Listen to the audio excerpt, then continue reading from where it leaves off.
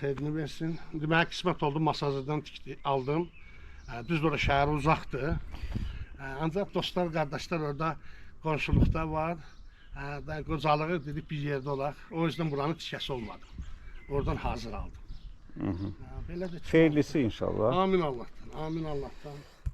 Qaldı ki, bu ağaçlarla da bağlı, sizə məlumat verim.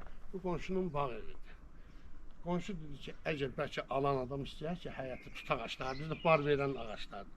Dedi, bəlkə etirazı olmaz, ona da tut ağacından istəməz, kəsilər. Yəni, bunun problem yoxdur.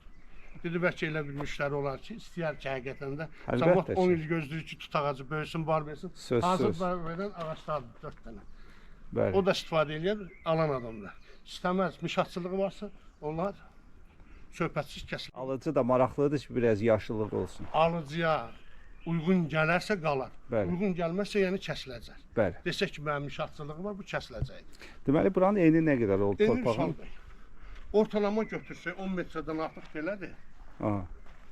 Təxmin 10 metrədə götürür qanun. 35 düzünədir.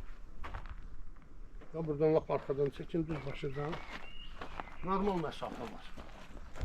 Aha. Mən o masajırdakı torpaqda gördüm ki, boş torpaqda məsafə bir o qədər bilinmir. Ancaq tikili olanda Əlbəttə. böyük görsənir.